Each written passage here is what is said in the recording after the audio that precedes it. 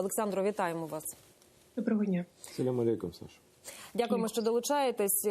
Хочеться ваші правові оцінки. Зараз дуже багато емоцій, так? І ми, журналісти, теж грішимо, дозволяємо собі емоції в ефірі. Звісно, без цього ніяк. Але хочеться говорити суто юридичною мовою для того, щоб розуміти, наскільки ми зможемо притягнути винних до відповідальності. От те, що зараз відбувається в Україні, те, що ми побачили у звільнених містах, те, про що тільки здогадуємося в окупованих містах, те, що відбувається, це гвалтування, це вбивства, масові вбивства, гвалтування дітей, бабусь, жінок.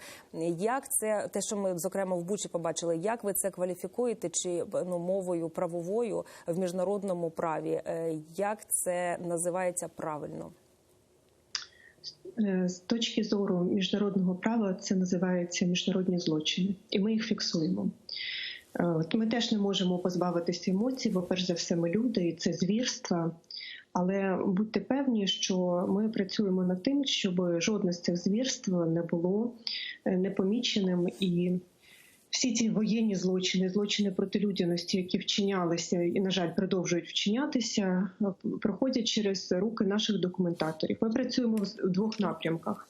Перше, для кількості ми створили мережу волонтерів-документаторів Євромайдан СОС, і вони збирають свідчення людей, які стали свідками або жертвами воєнних злочинів по всій країні. І нам вже вдалося, тільки базуючись на цих свідченнях і на роботі, і на простій такій методі, підготувати подання і відправити його на розгляд московського механізму ОБСЄ спільно з Асоціацією правників України. І є ще другий напрям – це професійне документування. Ми об'єднали зусилля з регіональними організаціями і охопили всі регіони України.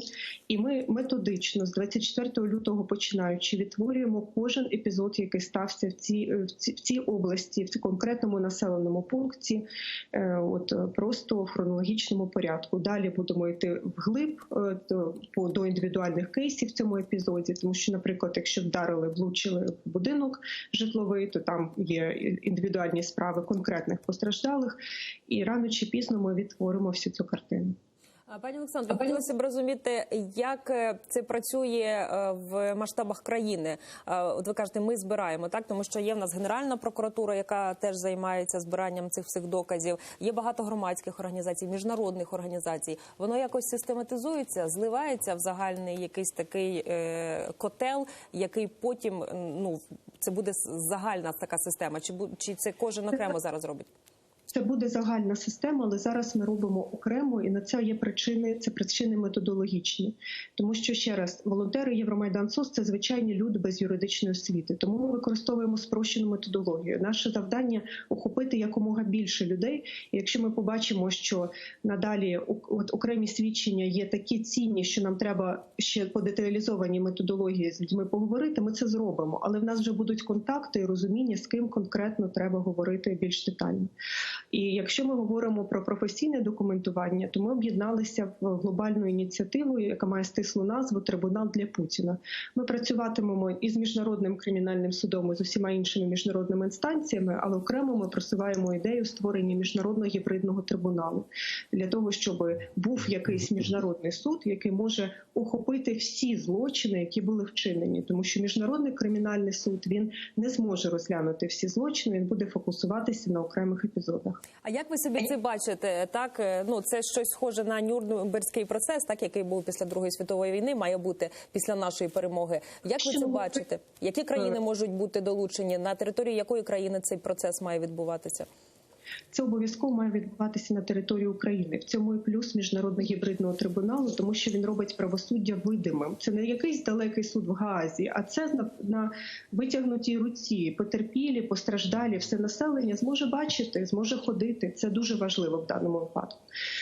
Я 2 дні тому виступала перед парламентом Канади, і я запропонувала Канаді бути ініціатором створення такої коаліції держав, тому що тут дійсно треба підтримка потужна інших держав. Президент України виступив з цією ініціативою кілька днів тому. Ми ще в 2015 році групою експертів розробляли концепт, як би мав виглядати цей міжнародний гібридний трибунал, але тут треба, звичайно, ще багато чого зробити, щоб ця ідея стала реальністю. Олександре, Знаєш, а я, наприклад, це моя особиста думка, не виключаю, що той трибунал чи якийсь інший може відбутися на території так званої Росії після її суцільної поразки, і як це було в Німеччині. Це теж цілком можливо, як варіант, бо злочинці там, і їх дуже багато. І тут не випадково, ти, напевно, чула цитату, відповідь Пєскова, так званого помічника фюрера, роти його, що ні, Путін ніколи, він не пропускає можливості, що Путін буде перед трибуналом. Тобто, якщо це перекладати з їхньої мови на нормально, вони бояться цього насправді, так? І не бояться. Так, і скажи, будь ласка, ось Путін, Пєсков, Ріббентроп, його цей Лавров, але яким може бути загальне коло цих людей? Бо до нього, на мою думку, мають уходити і Соловйов, і всі ці пропагандисти, але не лише ті, яких ми бачимо так наявно, і так їх видно з України, з інших країн. Є редактори, є радіоредактори, газетні редактори, є журналісти, цілі ЗМІ, які працюють просто на рейх, на пропаганду, на покриття злочинів. Чи можливо буде їх притягнути не лише до моральної, але й до юридичної відповідальності? Я не про термін кажу, коли це, а в принципі.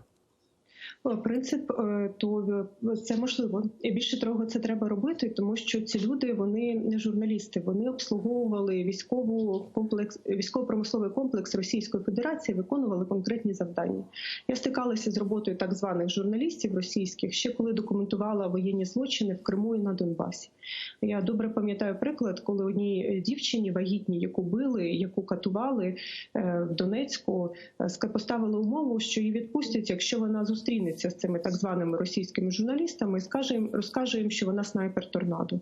І вона зустрілася, звичайно, вона погодилася казати все, що їй скажуть.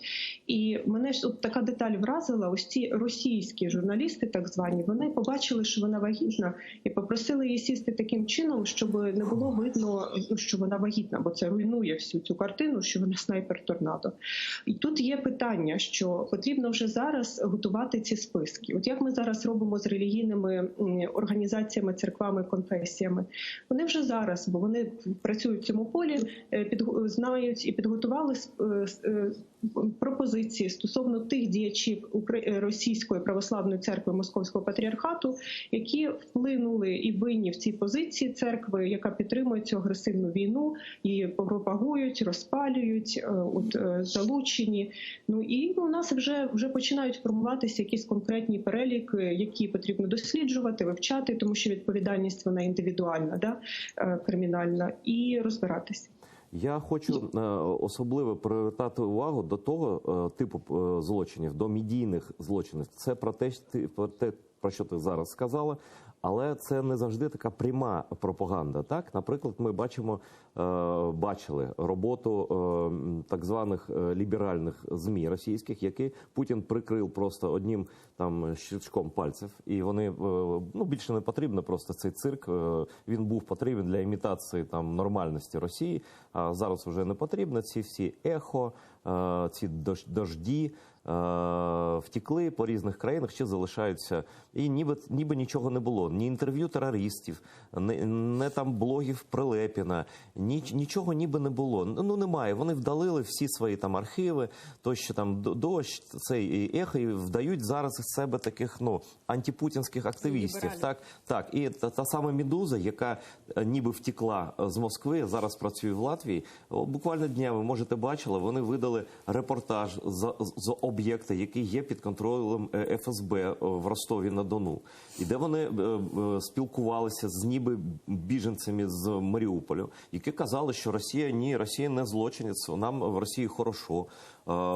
Тобто це тенденційна, абсолютно ФСБшна провокація, вона розрахована на підробку реальної картини злочинів Росії. Але вони то правду кажуть, то неправду, то правду, то неправду. І така гібридна журналістика, в лапках, звісно, вона теж, на мій погляд, Ну, мені, як журналісту, це я можу бути там експертом тут, да? Але потрібні юристи, які будуть збирати і ці злочини теж, бо вони зараз вдаватимуть з себе невинних. Скажуть, а ми просто відображали картину, ми думки різні давали, так? Ось що робити з цим, на твій погляд? Ця війна має інформаційний вимір.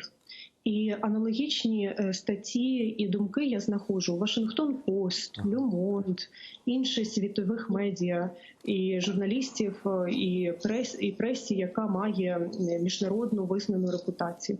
От зараз Вашингтон-Пост вийшла колонка, яка, поки захисники Маріуполя вмирають, я маю на увазі Азов, захищаючи місто, яке повністю зруйноване росіянами і тих цивільних людей, які там залишилися від знищення цілковитого, то дослідниця якась написала колонку, бо і Вашингтон-Пост її опублікував, знову називає повністю всіх цих людей неонацистами і так далі, і так далі. Ми в Євромайдан СОС підготували відповіді для всіх західної преси, щоб вони вивчили нарешті,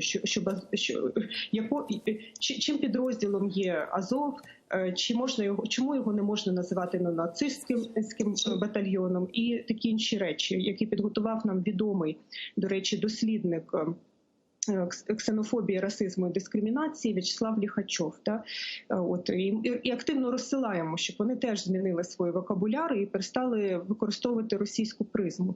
Тобто в західних ЗМІ так само можна це все знайти, і це проблема інформаційної війни, яку, на жаль, так просто не вирішиш. Її треба вирішувати асиметричними методами, і треба робити так, щоб голос України, голос правди був вагоміший і голосніший. Олександре, дуже дякую тобі за те, що ти долучилася.